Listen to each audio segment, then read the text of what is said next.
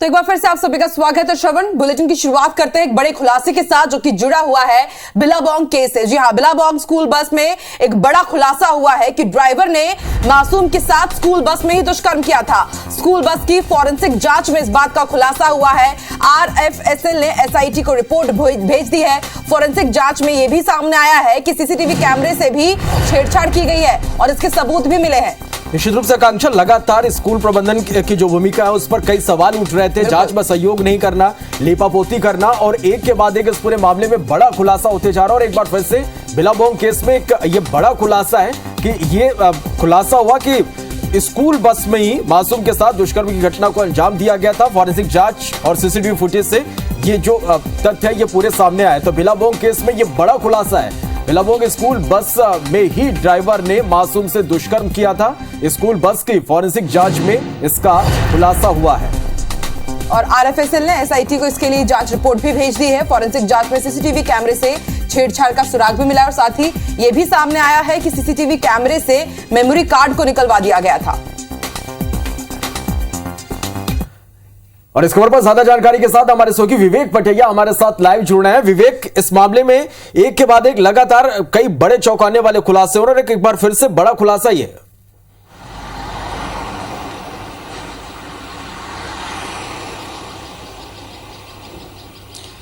सभी को इंतजार था कि फॉरेंसिक जांच रिपोर्ट जब सामने आएगी तो उसमें कई सारे खुलासे हो सकते हैं और जैसा उम्मीद जताई जा रही थी कि फॉरेंसिक जांच में ही ये सब सारी चीज़ें स्पष्ट हो जाएगी। और ये जांच रिपोर्ट आने के बाद ये तय हो गया है कि जो बच्ची के साथ रेप की घटना है वो बस में घटी थी और साथ ही जो CCTV कैमरे लगाए थे उनके साथ लगे हुए थे बस में, उनके साथ छेड़छाड़ भी हुई है। और सबसे बड़ी बात है कि उस CCTV कैमरे का मेमोरी कार्ड निकाल लिया गया। आखिर मेमोरी कार्ड निकालने वाले कौन लोग हैं? तो कई सारे अब सवाल स्कूल प्रबंधन पर खड़े हो रहे हैं कि जब घटना घटने के बाद बस को अचानक ले जाकर मैकेनिक के यहाँ क्यों खड़ा किया गया और साथ ही CCTV कैमरे का मेमोरी कार्ड किसने निकाला।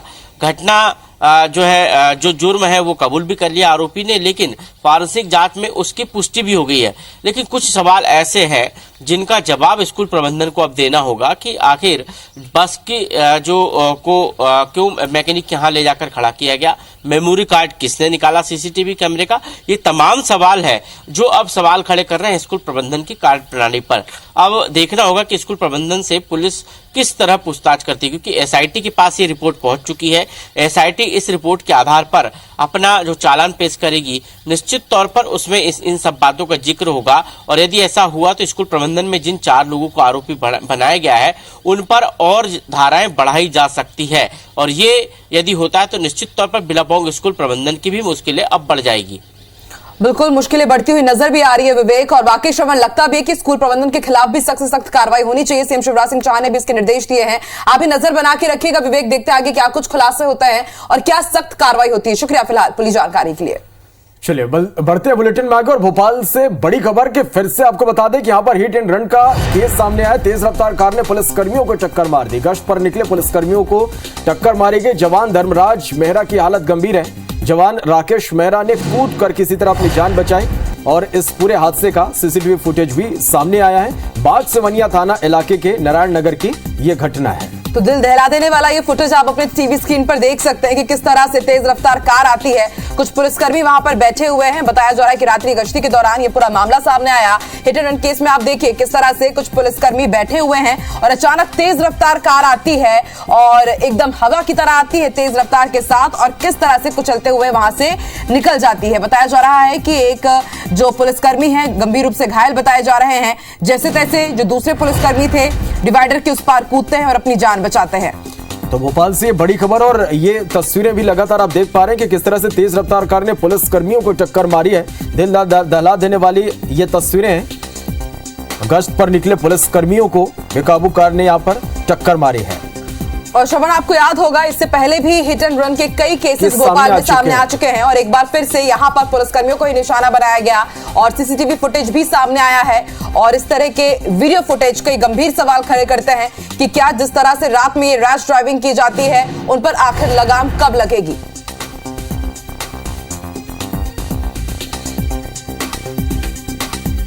तेज रफ्तार कार ने पुलिसकर्मियों को टक्कर मारी है। देर रात यह हादसा आप देख सकते हैं। दूसरे एंगल से भी हम आपको ये तस्वीरें दिखा रहे हैं। आप देखिए किस तरह से बेकाबू कार आती है और उसके बाद किस तरह से गश्ती पर बैठे पुलिसकर्मियों को तेज रफ्तार के कारण उड़ाते हुए चली जाती है। जवान का नाम धर्मराज बताया जा रहा है, जो कि गंभीर रूप से घायल है।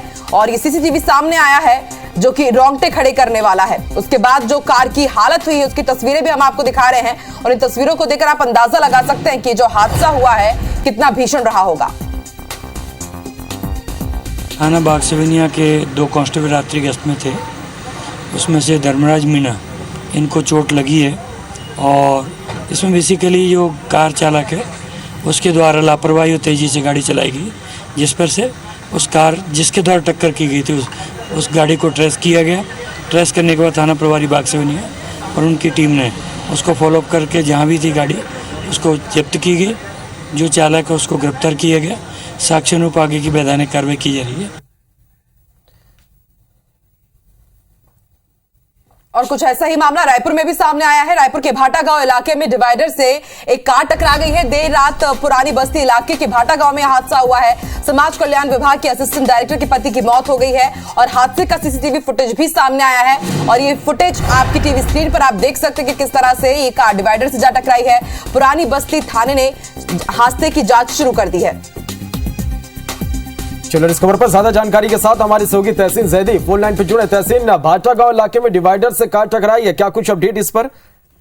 देखिए, ये दर्दनाक हादसा ये हुआ है भाटा गांव इलाके में। ये हादसा हुआ देर रात करीब जो सीसीटीवी फुटेज का जो समय की अगर बात करें वो करीब 12 बजे के आसपास की घटना बताई जा रही है देर रात की। और ये घटना जो है इसमें बताया जा रहा है कि इसमें विकास शर्मा जो है वो वाहन चालक हैं। उनकी इलाज के दौरान कल देर रात जो है दर्दनाक मौत हो गई है। उसमें ये बात सामने आई कि वो तेज रफ्तार जो स्विफ्ट कार, जिस तरीके से सीसीटीवी फुटेज आया है उसके आधार पे अगर बात करें तो उसमें जो है वो गाड़ी आई है और आने के बाद डिवाइडर से टकराई है और जाके और वो गाड़ी एकदम से लॉक हो गई अंदर। और काफी देर बाद जब वो कोई पहुंचा है तो वो काफी गंभीर हालत में उसमें गाड़ी में थे और कांच फोड़ के वहाँ स्थानीय लोगों ने उनको बाहर निकाला है। बाहर निकालने के बाद उनको अस्पताल पहुंचाया है।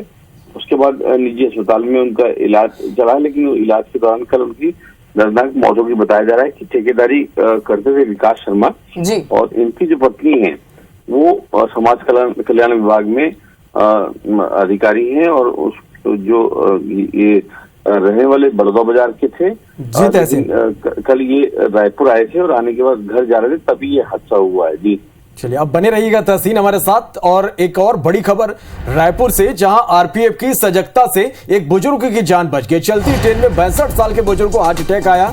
आरपीएफ ने ट्रेन रुकवाकर बुजुर्गों को अस्पताल में भर्ती कराया। दुर्ग पर इंटरसिटी एक्सप्रेस में यह घटना हुई है। मंदिर हसौद स्टेशन में ट्रेन रोकी गई।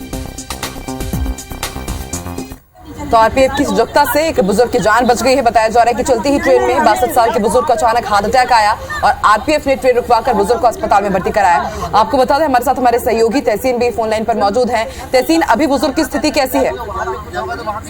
इस तरीके से ये बड़ी घटना सामने आई थी कि इंटरसिटी एक्सप्रेस जो है वो चली थी रायपुर से और चलने के बाद वो मंदिर हसौद के पास वहाँ पहुंची है। पहुंचने के बाद वो उसको वहाँ पे रोका गया है और रोकने के बाद ये बात सामने की वहाँ आरपीएफ के जो इंचार्ज हैं वो अपनी टीम के साथ वहाँ पहुंचे और पहुंचने के बाद जो है जिसमें ये बात सामने आई कि दुर्गपुरी इंटरसिटी एक्सप्रेस जिसका 18426 जो है वो उस गाड़ी को रोका गया। रोकने के बाद मंदिर हसौद स्टेशन पे, और क्योंकि वो हालांकि वहाँ रुकती नहीं है लेकिन उसको वहाँ रोका गया है स्पेशल। और उसके बाद वहाँ 62 साल के अशोक अग्रवाल उनको हार्ट अटैक आया था। इसके कारण से वो गाड़ी को वहाँ रुकवाया गया और रुकवाने के बाद वहाँ उतारा गया है। 108 को बुलाया गया है और उसमें उनकी पत्नी को भी उसमें उतारा गया क्योंकि वो रायपुर से ही चढ़े थे और पूरी जा रहे थे, तभी ये उनके साथ हादसा हुआ। और उसके बाद वो जल्दी उनकी आरपीएफ की सजगता जो स्टाफ है वहाँ की सजगता के कारण उसको 108 में उनको अस्पताल पहुंचाया गया और अभी उनका इलाज वहाँ जारी है और अभी हालत जो उनकी स्थिर बताई जा रही है। शुक्रिया अपनी जानकारी के लिए तहसीन।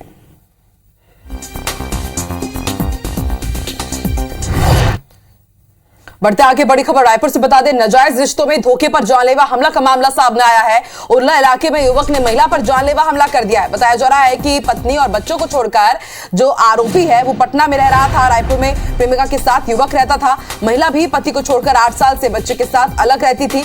युवती ने ब्रेकअप किया तो युवक ने जानलेवा हमला कर दिया। फिलहाल घायल महिला अस्पताल में भर्ती है और पुलिस ने पूरे मामले की जांच शुरू कर दी है। तो ये बड़ी खबर है रायपुर से, जहां नाजायज रिश्ते पर में धोखे पर जानलेवा हमला हुआ है। उरला इलाके में युवक ने एक महिला पर जानलेवा हमला कर दिया। बताया जा रहा है पटना में रहने वाला है युवक, जो कि पत्नी को और अपने बच्चों को पटना में ही छोड़ चुका था और रायपुर में प्रेमिका के साथ रहता था। महिला भी पति को छोड़ करके 8 साल से बच्चे के साथ अलग रहती थी। युवती ने ब्रेकअप किया तो युवक ने जानलेवा हमला कर दिया।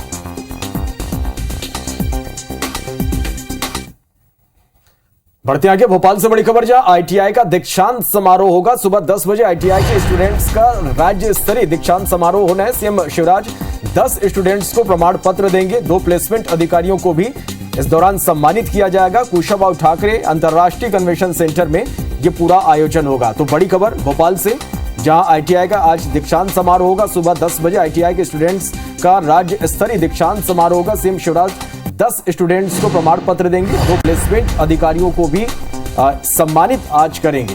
कुशाभाऊ ठाकरे अंतर्राष्ट्रीय कन्वेंशन सेंटर में यह आयोजन होगा। चलिए बढ़ते आगे और अब बात श्रवण अच्छी खबर की।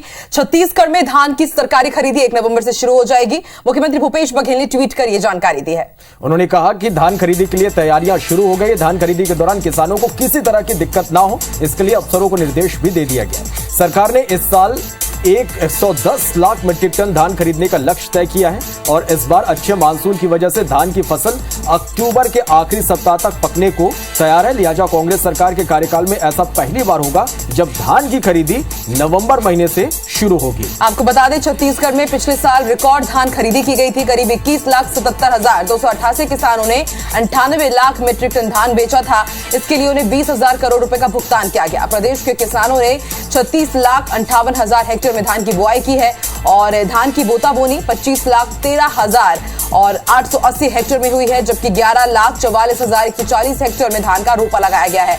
यह तय लक्ष्य से कहीं ज्यादा है। केंद्रीय कृषि मंत्रालय के साल 2015-16 से 2019-20 के खरीफ सीजन में सबसे ज्यादा छत्तीसगढ़ के किसानों ने धान बेचा।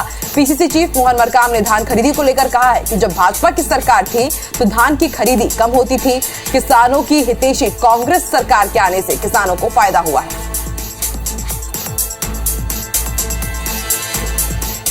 और इस खबर पर ज्यादा जानकारी के साथ हमारे सहयोगी स्टार जैन हमारे साथ लाइव जुड़े हैं। स्टार, 1 नवंबर से धान की खरीदी शुरू होगी, किस तरह की तैयारियां हैं इसके लिए?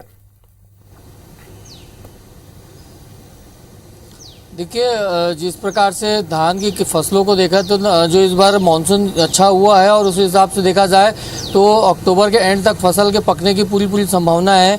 और इसी बात को ध्यान में रखते हुए क्योंकि त्यौहार भी है और अक्टूबर महीने में दिवाली के त्यौहार है, तो ये तमाम चीज़ों को ध्यान में रखते हुए इस बार सरकार ने 1 नवंबर से ही धान खरीदी शुरू करने का निर्णय लिया है और बाकायदा इसके लिए तमाम अधिकारियों को ज़रूरी दिशा निर्देश भी दे दिए गए हैं, क्योंकि बड़ा कार्यक्रम रहता है। और जिस प्रकार से लक्ष्य की बात करें तो सरकार ने इस बार 1 लाख मीट्रिक टन से भी ज़्यादा का टारगेट लक्ष्य रखा है।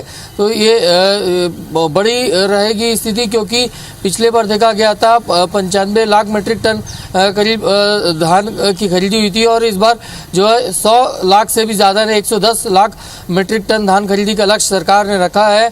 और उस लिहाज से तैयारियों के लिए दिशा निर्देश दे दिए गए हैं।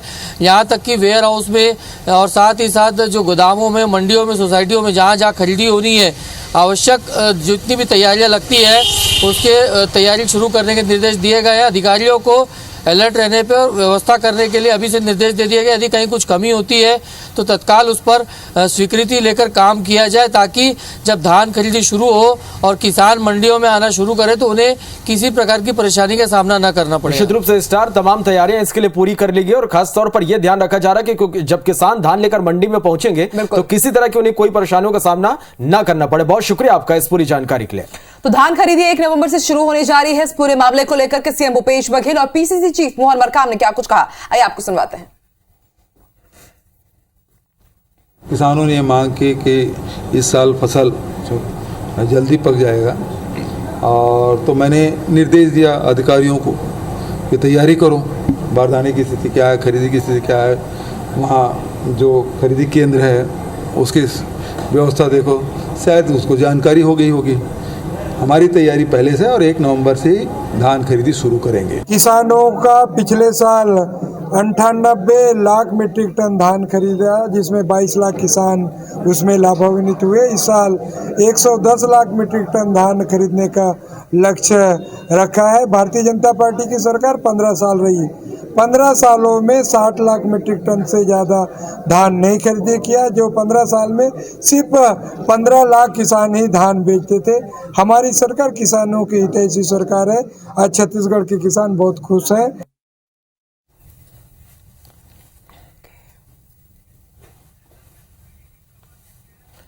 चलिए बढ़ते हैं आगे। छत्तीसगढ़ में फूड पार्कों की स्थापना में हो रही देरी को लेकर उद्योग मंत्री कवासी लखमा ने नाराजगी जाहिर किया। मंत्री कवासी लखमा ने उद्योग विभाग के कार्यों की समीक्षा की। इस दौरान राज्य में बन रहे फूड पार्कों के कार्यों का प्रमुखता से पूरा करने के यहां पर निर्देश दिए गए। बैठक में फूड पार्कों की स्थापना के प्रति प्रगति की समीक्षा के साथ राज्य में उद्योगों की स्थापना, प्रधानमंत्री रोजगार सृजन कार्यक्रम, मुख्यमंत्री युवा स्वरोजगार योजना, उद्योगों को भूमि आवंटन, एमओयू की प्रगति और राज्य निवेश प्रोत्साहन बोर्ड के कार्यों और अन्य विभागीय कार्यों की विस्तार से समीक्षा की गई।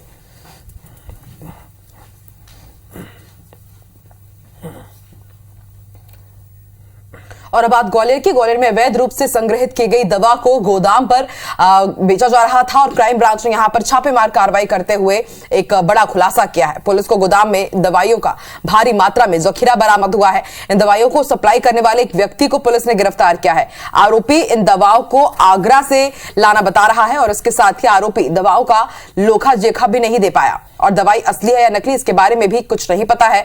वहीं पुलिस ने ड्रग विभाग को इसकी सूचना देकर आरोपी के खिलाफ कार्रवाई शुरू कर दी है।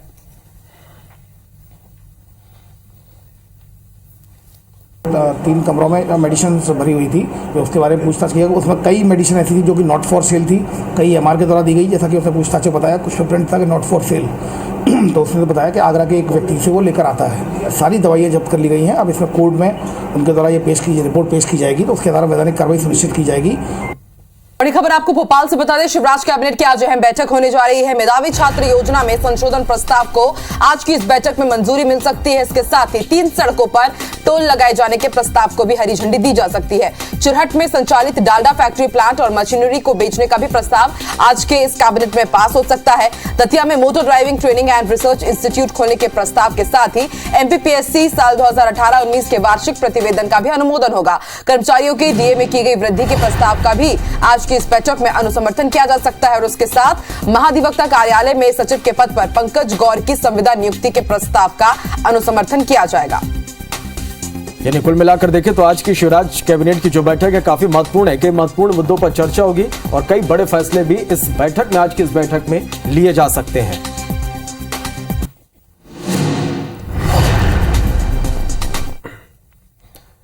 चलिए बढ़ते आगे। रायपुर से खबर, जहां आधी रात जुआ सट्टा पर कार्रवाई की गई है। आधी रात राजधानी में 3 जगहों पर पुलिस ने दबिश दी।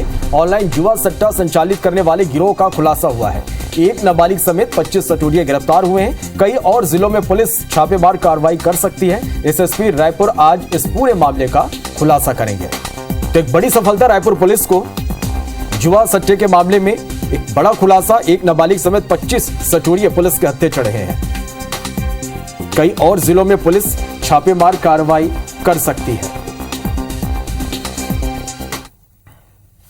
चलिए बढ़ते आगे। बात बुरहानपुर की। बुरहानपुर में पदस्थ रहे थाना प्रभारी अमिताभ प्रताप सिंह के खिलाफ पुलिस ने रेप का केस दर्ज किया है। आरोप है कि अमिताभ प्रताप सिंह ने शादीशुदा होने के बाद भी मैट्रिमोनियल साइट पर अपने विवाह का इश्तेहार दिया। इसके जरिए नरसिंहपुर की एक युवती ने उनसे संपर्क किया। इसके बाद अमिताभ प्रताप सिंह अपने प्रेम जाल में उसको फंसा लिए और शादी का झांसा देकर दैहिक शोषण किया।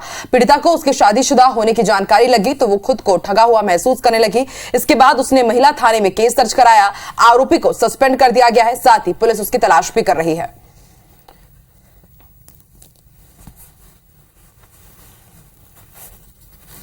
अमिताभ प्रताप सिंह जो अभी वर्तमान में निलंबित चल रहे हैं, वहाँ से टीआई हैं बुरहानपुर में, ये उस वक्त बर्खास्त चल रहे थे। यहाँ पे इन दोनों का आपस में मेल मिलाप हुआ और उस समय पे इन्होंने उनको शादी का झांसा प्रलोभन देके उनके साथ जो है दुष्कर्म किया है। इस प्रकार की शिकायत उनके द्वारा बताई गई। इसमें हमने केस दर्ज किया है और अभी इन्वेस्टिगेशन अभी हम लोग कर रहे हैं। मध्य प्रदेश में राजगढ़ जिला जेल से अजीबोगरीब मामला सामने आया। यहां कैदी ने जेल से बाहर आने के बाद जिला कलेक्टर को शिकायत में बताया कि जेलर ने जबरन उसकी दाढ़ी कटवा दी। इस मामले में ओवैसी ने भी ट्वीट कर नाराजगी जताई थी। इसके बाद आज भोपाल में कांग्रेस विधायक आरिफ मसूद ने इस मामले की शिकायत गृह मंत्री नरोत्तम मिश्रा से की है।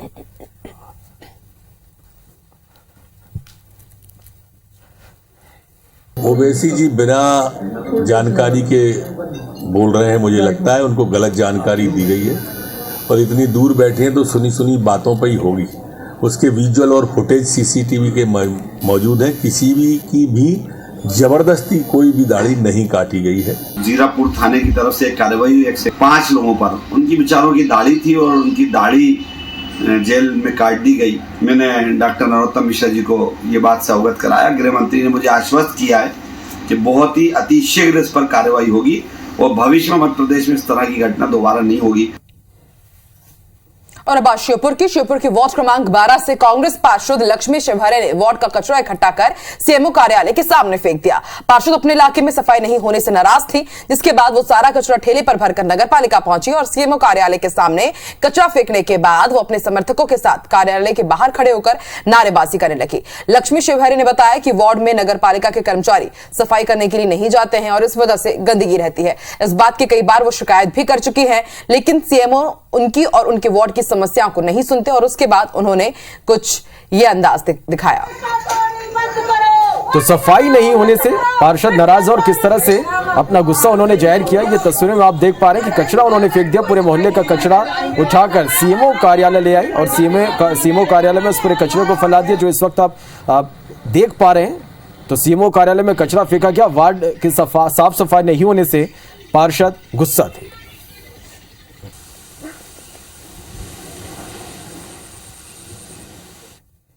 और इसी के साथ मॉर्निंग प्राइम 7 की बड़ी बात में फिलहाल इतना ही। और आगे देखिए हमारा बुलेटिन हमर बानी हमर गोट हमारे सहयोगी अमृता के साथ। नमस्कार।